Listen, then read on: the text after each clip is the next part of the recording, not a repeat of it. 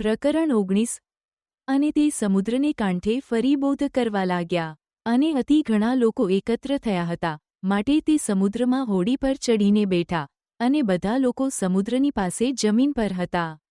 અને અદ્દષ્ટાંતોમાં તેમણે તેઓને ઘણો બોધ કર્યો, અને તેમના બોધમાં તેમણે તેઓને કહ્યું, સાંભળો, જુઓ, વાવનાર વાવવાને બહાર ગયો. અને એમ થયું કે તે વાવતો હતો ત્યારે કેટલાક બી રસ્તાની કોરે પડ્યા, ને પક્ષીઓ આવીને તે ખાઈ ગયા. અને બીજા પથ્થરવાળી જમીનમાં પડ્યા, જ્યાં ઘણી માટી ન હતી, અને જમીન ઊંડી ન હતી, માટે તે તરત ઉગી નીકળ્યા. અને સૂરજ ઉગ્યો ત્યારે તે ચીમળાઈ ગયા, અને તેને જળ ન હતી માટે તે સૂકાઈ ગયા. અને બીજા કાંટાના જાળામાં પડ્યા, અને કાંટાના જાળાએ વધીને તેને દાબી નાખ્યા, અને તેણે ફળ ન આપ્યું. અને બીજા સારી જમીનમાં પડ્યા, અને તેણે ઉગનારું તથા વધનારું ફળ આપ્યું, 30 ગણા તથા 60 ગણા તથા 100 ગણા ફળ આપ્યા. અને તેમણે તેઓને કહ્યું, જેને સાંભળવાને કાન હોય તે સાંભળે. પછી શિષ્યોએ પાસે આવીને તેમને કહ્યું, તમે તેઓની સાથે અદ્દષ્ટાંતોમાં શા માટે બોલો છો? અને તેમણે તેઓને કહ્યું, ઈશ્વરના રાજ્યનો મર્મ તમને આપવામાં આવ્યો છે. પણ જેઓ બહારના છે તેઓને સર્વ વાતો અદ્દષ્ટાંતોમાં અપાય છે, એ માટે કે તેઓ જોતા જુએ, પણ જાણે નહીં, અને સાંભળતા સાંભળે, પણ સમજે નહીં. રખેને તેઓ ફરે, ને તેઓને પાપની માફી મળે. કેમ કે જેની પાસે છે તેને અપાશે, ને તેની પાસે પુષ્કળ થશે. પણ જેની પાસે નથી તેની પાસે જે છે, તે પણ તેની પાસેથી લઈ લેવાશે. અને યશાયાની વાત તેઓના સંબંધમાં પૂરી થઈ છે, જે કહે છે, તમે સાંભળતા સાંભળશો, પણ સમજશો નહીં, ને જોતા જોશો, પણ તમને સૂચશે નહીં. કેમ કે એ લોકોના મન જડ થઈ ગયા છે, ને તેઓના કાન બહેર મારી ગયા છે, ને તેઓએ પોતાની આંખો મીંચેલી છે. રખેને તેઓને આંખે સૂજે, ને તેઓ કાને સાંભળે, ને મનથી સમજે, ને ફરે, અને હું તેઓને સાજા કરું. પણ તમારી આંખોને ધન્ય છે, કેમ કે તેઓ જુએ છે, અને તમારા કાનોને ધન્ય છે, કેમ કે તેઓ સાંભળે છે. કારણ કે હું તમને ખચિત કહું છું કે તમે જે જુઓ છો તે ઘણા પ્રબોધકોએ તથા ન્યાયીઓએ જોવા ઈચ્છ્યા, પણ જોયા નહીં, અને તમે જે સાંભળો છો તે સાંભળવા તેઓએ ઈચ્છ્યા, પણ સાંભળ્યા નહીં. તેમના શિષ્યોએ તેમને પૂછ્યું, એ અદ્દષ્ટાંતનો અર્થ શો છે? અને તે તેઓને કહે છે, શું તમે આ અદ્દષ્ટાંત સમજતા નથી? તો સર્વ અદ્દષ્ટાંતો શી રીતે સમજશો? અદ્દષ્ટાંતનો અર્થ આ છે, બી તો ઈશ્વરનું વચન છે. માર્ગની કોરે પડેલા તો સાંભળનારા છે, શેતાન આવીને તેઓના મનમાંથી વચન લઈ જાય છે, રખેને તેઓ વિશ્વાસ કરીને તારણ પામે. પથ્થર પર પડેલા તો એ છે કે જેઓ વચન સાંભળીને હર્ષથી તેને માની લે છે, પણ તેઓને મૂળ ન હોવાથી તેઓ થોડીવાર સુધી વિશ્વાસ કરે છે, અને પરીક્ષણની વેળાએ પાછા હટી જાય છે. જે કાંટાઓમાં પડ્યા તે એ છે કે જેઓએ વચન સાંભળ્યું અને પોતાને માર્ગે ચાલતા ચાલતા સંસારની ચિંતા, દ્રવ્ય તથા વિલાસથી દબાઈ જાય છે, અને તેઓને પાકું ફળ આવતું નથી. સારી જમીનમાં પડેલા એ છે કે જેઓ સાંભળીને ચોખ્ખા તથા રૂડા દિલથી વચન ગ્રહણ કરે છે, ને ધીરજથી ફળ આપે છે. ઈસુએ તેઓની આગળ બીજું અદ્દષ્ટાંત કહ્યું, આકાશનું રાજ્ય પોતાના ખેતરમાં સારું બી વાવનાર માણસના જેવું છે. પણ માણસો ઊંઘતા હતા તેવામાં તેનો વૈરી આવીને ઘઉંમાં કડવા દાણા વાવીને ચાલ્યો ગયો. પણ જ્યારે છોડવા ઉગ્યા, ને તેમને ઊંબીઓ આવી, ત્યારે કડવા દાણા પણ દેખાયા. ત્યારે તે ગરદણીના ચાકરોએ પાસે આવીને તેને કહ્યું, સાહેબ, તમે શું તમારા ખેતરમાં સારું બી વાવ્યું નહોતું? તો તેમાં કડવા દાણા ક્યાંથી આવ્યા? અને તેણે તેઓને કહ્યું, કોઈ વૈરીએ એ કર્યું છે.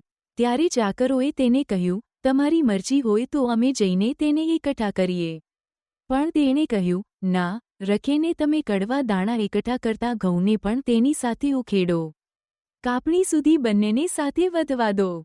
અને કાપણીની મોસમમાં હું કાપનારાઓને કહીશ કે તમે પહેલાં કડવા દાણાને એકઠા કરો, ને બાળવા માટે તેના ભારા બાંધો, પણ ઘઉં મારી વખારમાં ભરો. ત્યાર પછી લોકોને મૂકીને તે ઘરમાં ગયા. અને તેમના શિષ્યોએ તેમની પાસે આવીને કહ્યું, ખેતરના કડવા દાણાના અદ્દષ્ટાંતનો અર્થ અમને કહો. ત્યારે તેમણે તેઓને ઉત્તર આપ્યો, સારું બીજે વાવે છે તે માણસનો દીકરો છે. અને ખેતર જગત છે અને સારા બી રાજ્યના સંતાન છે. પણ કડવા દાણા શેતાનના સંતાન છે. અને જે વૈરીએ તે વાવ્યા તે શેતાન છે, અને કાપણી જગતનો અંત છે, અને કાપનારા દૂતો છે. એ માટે જેમ કડવા દાણા એકત્ર કરવામાં આવે છે અને અગ્નિમાં બાળી નંખાય છે, તેમ આ જગતને અંતે પણ થશે. માણસનો દીકરો પોતાના દૂતોને મોકલશે, ને તેઓ ઠોકર ખવડાવનારી બધી વસ્તુઓને તથા ભૂંડું કરનારાઓને તેના રાજ્યમાંથી એકત્ર કરશે, અને તેઓને બળતી ભઠ્ઠીમાં નાખી દેશે, જ્યાં રડવું ને દાંત પીસવું થશે. ત્યારે ન્યાયીઓ પોતાના પિતાના રાજ્યમાં સૂરજની જેમ પ્રકાશશે. જેને સાંભળવાને કાન છે તે સાંભળે. અને તેમણે કહ્યું, ઈશ્વરનું રાજ્ય એવું છે કે જાણે કોઈ માણસ જમીનમાં બી નાખે, અને રાતદિન ઊંઘે તથા જાગે, અને તે બી ઉગે ને વધે, પણ તે શી રીતે તે જાણતો નથી. જમીન તો પોતાની મેળે ફળ આપે છે, પહેલા અંકુર, પછી કણસલું, પછી કણસલામાં પૂરા દાણા.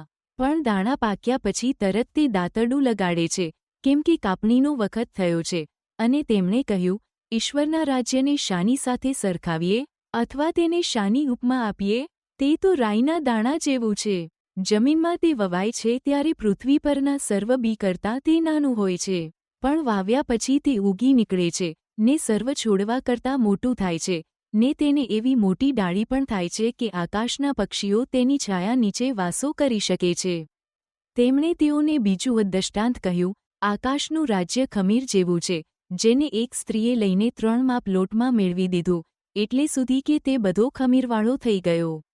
એ બધી વાતો ઈસુએ લોકોને દ્રષ્ટાંતોમાં કહી, અને દ્રષ્ટાંત વગર તેમણે તેઓને કંઈ કહ્યું નહીં, જેથી કે પ્રબોધકે જે કહ્યું હતું તે પૂરું થાય.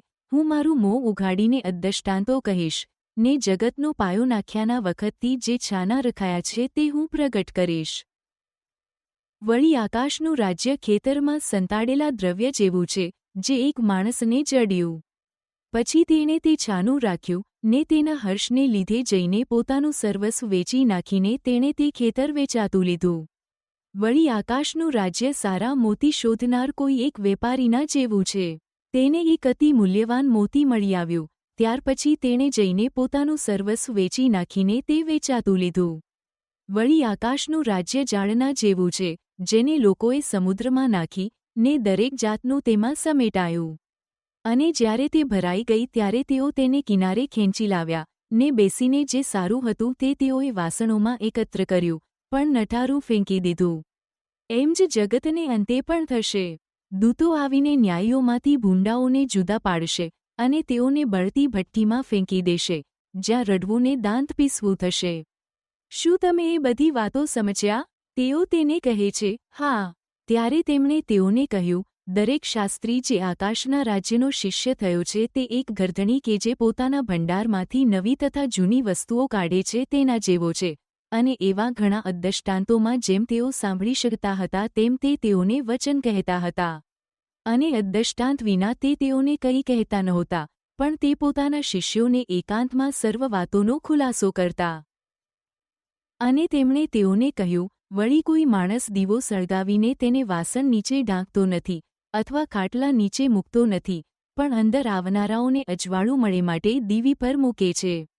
કેમ કે જે કંઈ છાનું છે તે એ માટે છે કે તે પ્રગટ કરાય, અને જે ગુપ્ત રાખેલું તે એ માટે છે કે તે પ્રગટમાં આવે. જો કોઈને સાંભળવાને કાન હોય તો તેણે સાંભળવું. અને તેમણે તેઓને કહ્યું, તમે શું સાંભળો છો તે વિશે સાવધાન રહો.